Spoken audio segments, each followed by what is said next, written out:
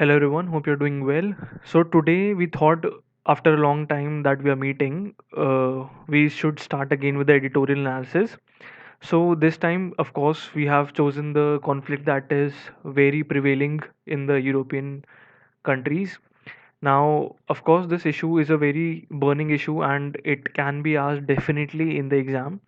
So that is why let us discuss this editorial analysis of this article that is shaking up Europe's security architecture.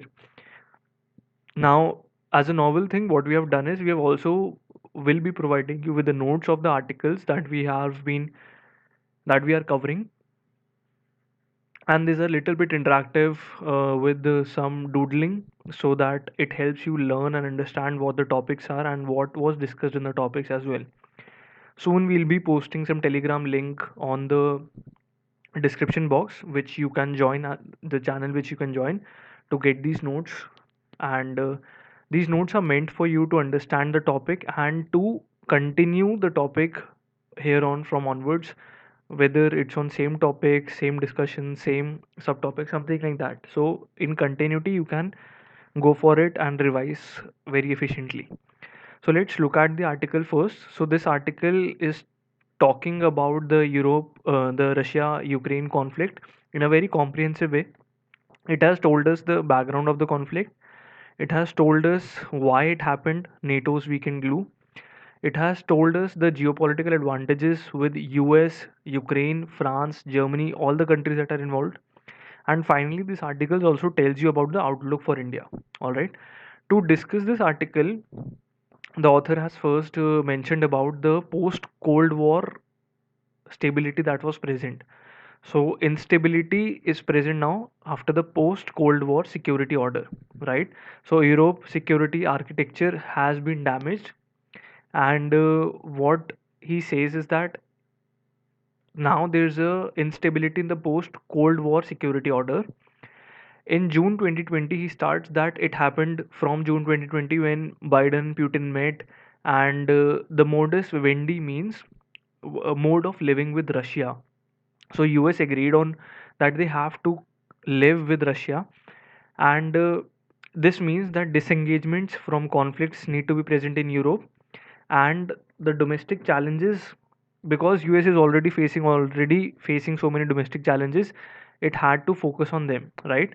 And the international challenge, US believes that its primary adversary is China, so it had to focus on that. So that is why when in June 2020 they had a talk, Biden and Putin both agreed that all these things need to be taken care of and they cannot live now as adversaries, or hence the Cold War, post Cold War era, the security order needs to be changed, but now there is an instability in this order. So let us understand what were Putin's demands. So Vladimir Putin had some demands. First was NATO expansion should not be present, but there was clear violation of this, that NATO was expanding to Ukraine, hence the apprehensions of Vladimir Putin. फिर उसके बाद Ukraine accession to NATO, that was the second condition that this should never happen, but this was happening, hence preemptively Russia ने strike कर दिया. Then the NATO position threat. So what happened is the third point. Let us understand what the third point was. So he wanted equal terms, that freedom from political action globally, and on equal terms this should be present, right? These were the Putin terms with US, so that it does not constantly have to counter the moves in probe its territorial integrity and constraints external influence. That NATO's expansion violated promises made to prior breakup of the Soviet Union, that there were promises that NATO would not expand. Ukraine accession to NATO would cross Russia's red lines. So that means that Russia had some lines that expansion of NATO to Ukraine would cross that line. And finally, it's a continuing security threat to Russia. That is what Vladimir Putin also mentioned in his address to the nation before he went to invade Ukraine. All right, let's understand after this article what has been given as the goals of NATO, right? So it tells us that it was a US initiative, the European temper, and what did it want was that after everyone was considering US and USSR as the two only superpowers, the US initiated NATO, in which they wanted to counter the European temper for autonomy. कि European Nations को जो autonomy चाहिए थी, तो US ने बोला कि हम नेटो अलायंस फॉर्म करते हैं जिसके अंदर आपको ऑटोनॉमी भी मिलेगी और हम काउंटर कर पाएंगे रशिया की रिसर्जेंस को, मतलब यूएसएसआर दोबारा खड़ा ना हो पाए, हम उसको काउंटर कर पाएंगे. But the problem was that all these two main goals were not fulfilled of NATO, right? So what happened was that finally after all these things happened, they were not having some common interest. These goals were not fulfilled because Russia and Soviet Union nearly collapsed, and European Union wanted autonomy at a scale which US was not comfortable with, right?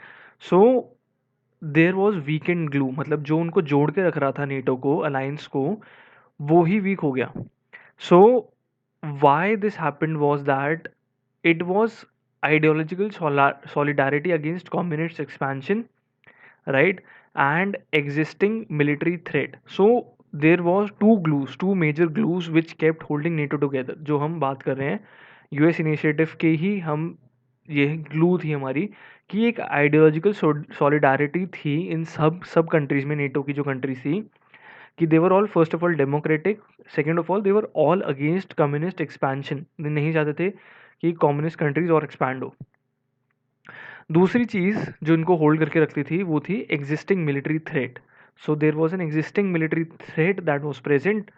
अब उसके बाद जब वो threat भी ख़त्म हो गया because communism he collapse कर गया था, देन वॉर्सो पैक्ट आ गया था. So this was entirely over, मतलब ये दोनों चीज़ें जिनके लिए ये बने थे वो दोनों ही चीज़ें ख़त्म हो गई थी. एंड धीरे धीरे इनके जो इंटरेस्ट थे वो बहुत ज़्यादा डाइवर्स होते जा रहे थे. हर कंट्री अपने बारे में सोचती है first of all, then it thinks about other countries. So France was thinking about itself, Germany was thinking about itself, US was of course thinking about it self.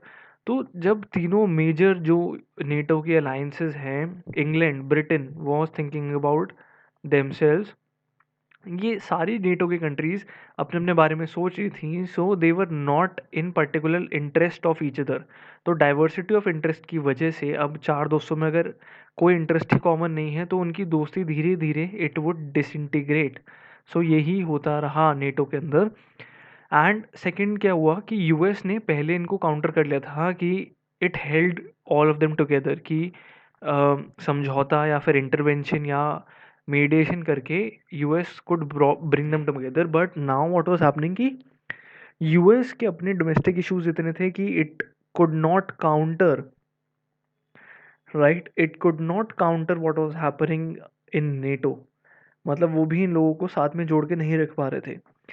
Then अब क्या हुआ, coming back to recent times, जब Ukraine invaded Russia, Russia invaded Ukraine, तो ये जो differences थे ये illustrate हो गए, ये पूरी दुनिया के सामने आ गए बहुत अच्छे से कि NATO can not unanimously decide और टेक अ डिसीजन इटसेल्फ.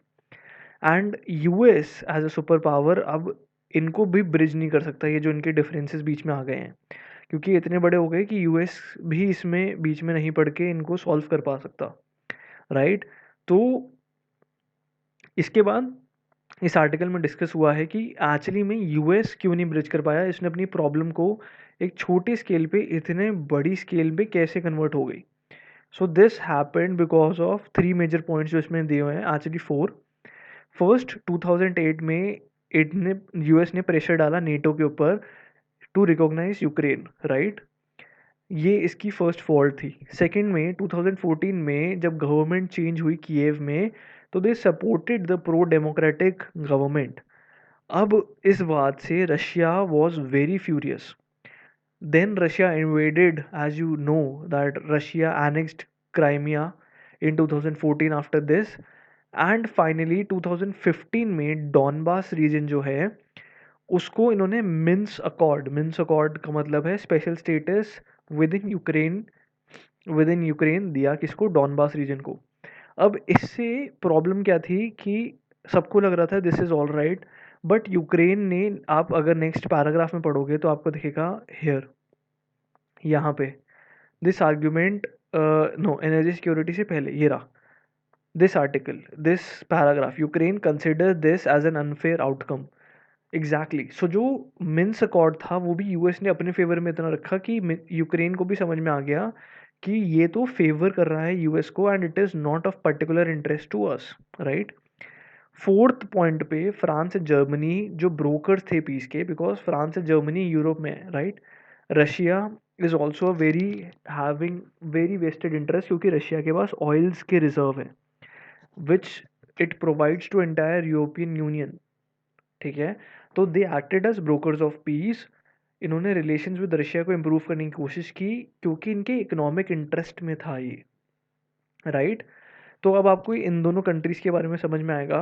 इस आर्टिकल में एंड में लिखा है फ्रांस के बारे में, हम थोड़ा सा जल्दी पढ़ते हैं। फ्रांस जर्मनी के अपने इकोनॉमिक इंटरेस्ट थे, ठीक है। फ्रांस चाहता है European autonomy, France wants European autonomy, France wants, there is something that France wants first of all is European autonomy. It wants strategic European autonomy actually. Then it wants that, France also told that NATO is actually brain dead. It is not working amongst all the people. They need to break up, right? It's a breakup situation amongst the NATO members. Then European geopolitical power. France wants to make Europe a geopolitical power. वो बोल रहे हैं कि हम इतने strong हैं तो हम आपस में ही एक geopolitical power क्यों नहीं बनते, and should control their own destiny. France wants to make sure कि यूरोप अपनी डेस्टिनी खुद कंट्रोल करे, बाकी कंट्रीज को फोर्स ना करे, जैसे पहले यूएस ने फोर्स किया था नेटो ज्वाइन करने के लिए, बनाने के लिए, एंड उसकी जो पॉलिसीज हैं उसको फॉलो करने के लिए, राइट। और ये चाहते हैं, फ्रांस चाहता है कि यूरोपियन यूनियन और जो यूरोपियन कंट्रीज हैं वो अपनी मिलिट्री सोवरेनिटी को रीगेन करें, राइट। जैसे वो स्ट्रॉन्ग मिलिट्री थे उनको वैसे ही होना चाहिए। तो this is what France want, right. अब हमें समझना है कि जर्मनी का एक्चुअली में क्या फ़ायदा है इस चीज़ में। Why just Germany wants to not actually,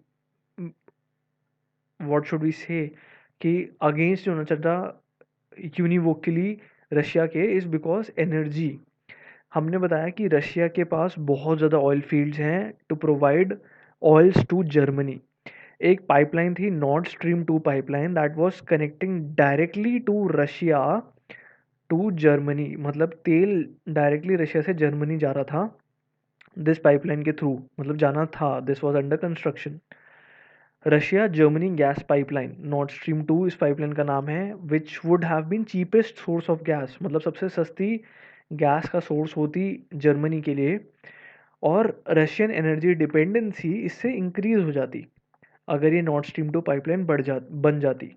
तो जर्मनी और रशिया के रिलेशंस तो इसकी वजह से अच्छे थे ही। अब जब रशिया के ऊपर एनर्जी डिपेंडेंसी बढ़ गई तो अब आता है बीच में यूक्रेन, कि ऐसे कैसे बढ़ सकती है। सो यूक्रेन की प्रॉब्लम क्या है, जब अगर ये गैस पाइपलाइन बन गई तो जो इसके ऊपर डिपेंडेंसी है, यूक्रेन के पास भी गैस रिजर्व्स हैं एंड ये बीच में ट्रांजिट की तरह सप्लाई करता था उन्हें, बट अगर ये डायरेक्ट पाइपलाइन बन गई तो यूक्रेन इसमें कुछ भी रोल नहीं प्ले कर पाएगा, मतलब जो वो पहले सप्लाई चेन में हेल्प करता था लोगों की। इसके बाद मतलब इसको एक तरह से ब्रिज कर दिया जाएगा या बाईपास कर दिया जाएगा, तो इसका कोई से नहीं होगा, मतलब इसकी पावर जो है वो वहाँ पे कम हो जाएगी।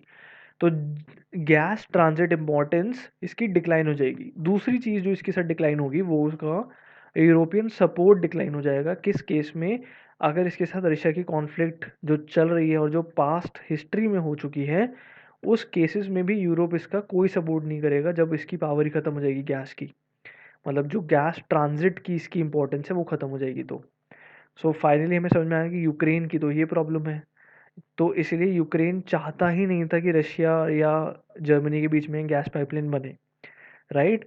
अब हमें समझना है कि बाकी जियोपॉलिटिकल पावर जैसे यूएस फॉर एग्जांपल, ये रहा यूएस का फ्लैग, एंड यूएस की इसमें क्या जियोपॉलिटिकल विश थी या क्या इसके अंदर जो एक सेल्फिशनेस थी वो थी।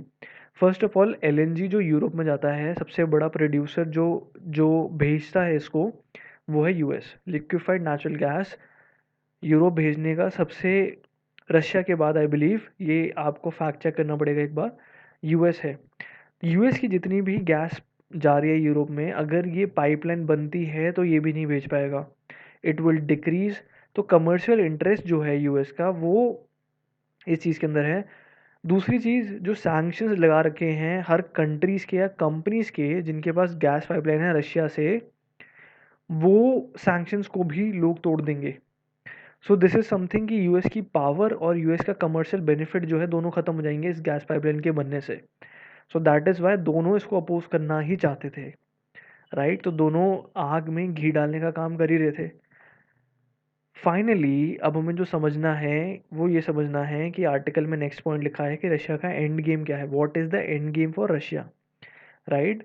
First of all immediately we have to understand कि Russia will lose, there are loss of lives and there is going to be destruction of property. There are two immediate effects of wars, right, from Russia and Ukraine. Second, economic sanctions would be imposed on Russia, जिसकी वजह से economic loss होगा। Political loss भी Russia को हो सकता है because Vladimir Putin की जो रेटिंग्स हैं या जो पीपल हैं they will not support him any more, right. So ये चार पॉसिबिलिटीज हैं that happens after war. Destruction of lives, destruction of property, economic economic turmoil, political turmoil, it happens after the war, right? What we have to understand is the end game of Russia. First of all, this was all cost of war, ठीक है। Finally इस article में discuss किया है कि इसका result क्या है, जो चीज़ें हो रही हैं। फर्स्ट ऑफ ऑल इसका इमीडिएट रिजल्ट हमें समझ में आया कि broken security architecture in Europe, जो इस आर्टिकल का मेन हेडिंग थी वो यही थी कि यूरोप का जो सिक्योरिटी आर्किटेक्चर है वो समझ में आ गया कि सबको कि टूटा हुआ है। Anybody could invade any European country या फिर their neighbours and get away with it, ठीक है। दूसरी चीज़ इन्होंने बताई है सोल्यूशन। फाइनली इस आर्टिकल में डिस्कशन हुआ है सोल्यूशन का। सोल्यूशन ये कह रहे हैं फर्स्ट ऑफ ऑल एक सस्टेनेबल सिक्योरिटी ऑर्डर मेंटेन करना पड़ेगा आपको, राइट। एक सस्टेनेबल सिक्योरिटी ऑर्डर मेंटेन करना पड़ेगा इन यूरोप के अंदर, which will be known as the European order. But इस यूरोपियन ऑर्डर के अंदर रशिया के जो कंसर्न्स हैं, जो पहले उसकी विशेस थी, those should also be considered, right. Second, हमने बताया कि France, what does France wants, we have already introduced, it wants European autonomy. But France also wants one more thing कि रशिया के साथ जो डायलॉग्स हैं वो ओपन हो, because Russia is very powerful and it turns out it could be a very great ally to France, Germany and all the European Union countries. Finally इस article में discuss हुआ है कि इंडियन चैलेंजेस क्या क्या हैं, India के साथ में चैलेंजेस क्या क्या हैं, बिकॉज हम नॉन अलाइड मूवमेंट फॉलो करते हैं। हम किसी भी कंट्री के साथ डायरेक्टली, और डायरेक्टली मतलब सपोर्ट पेश नहीं करते हैं unless and until, because we also have to understand our position to be geopolitically strong, ठीक है। तो इसलिए ना हम यूएस को टोटली सपोर्ट कर रहे हैं, ना हम रशिया, यूएसएसआर नहीं, रशिया को टोटली सपोर्ट कर रहे हैं। बिकॉज वी नो कि जब ये लोग अपने जियोपॉलिटिकल इंटरेस्ट में काम कर सकते हैं तो हमें भी वही करना पड़ेगा, राइट। तो हमारे इमीडिएट चैलेंजेस क्या हैं, रशियन एक्शन है पहला तो, क्योंकि हमारे कुछ सिटीजन्स भी वहाँ पे फंसे हुए हैं। तो जो रशियन एक्शन है वो हमारा इमीडिएट चैलेंज है कि उसको कैसे रोका जाए, या मतलब कैसे actually it should not harm the citizens of our country, ठीक है। दूसरा, इस चीज़ की वजह से because of this the stock markets and the markets have also plummeted, so that is also concern for us. Second चीज़ जो है टैक्टिकल कैलिब्रेशन एक्शन, ये एक बहुत ही अच्छा पॉइंट है कि हमें अपने जो एक्शन है उसको टैक्टिकली कैलिब्रेट करना पड़ेगा। क्योंकि अब क्या होगा, जब यूरोप में ये चीज़ हो गई तो यूएस का सारा ध्यान अब यूरोप में चला जाएगा। जो पहले ध्यान यूएस इंडो पैसिफिक एरिया में दे रहा था बिकॉज टू काउंटर चाइना, अब वो चला जाएगा, वो सारा ध्यान चला जाएगा यूरोप में। It would turn its attention towards Europe and not focus on the Indo Pacific region. To counter China, US was heavily trying to invest in India, and trying to develop, help us, or every other country was also focusing on the Indo-Pacific region, as you can understand, to counter China. And the Taiwan issue, the South China Sea, so many things are present here that were against the Chinese. The people wanted to fight against the Chinese. So now अब क्या होगा कि इन सबका interest इस area से ख़त्म हो जाएगा एंड यूरोप की तरफ चला जाएगा. फाइनली लॉन्ग रन में जो सोल्यूशन है वो यही है कि how Russia fits in the European Union security order और Europe security order and how we come in as allies. Because ये एरिया बहुत ही अच्छा है, it's very powerful and Russia plus Europe will command the entire landmass of the Eurasian plate जिसको हम कहते हैं. So we need to be allies in this. So this was it. मतलब पूरे आर्टिकल में यही डिस्कशन था main. And with this we end the article. Apart from that, if you want to study and understand any more things, we have videos on that too. You can go and watch it. Do subscribe and share the channel. And it was wonderful coming back and talking to you all again. Thank you for supporting us and all the best for exams. Thank you, everyone.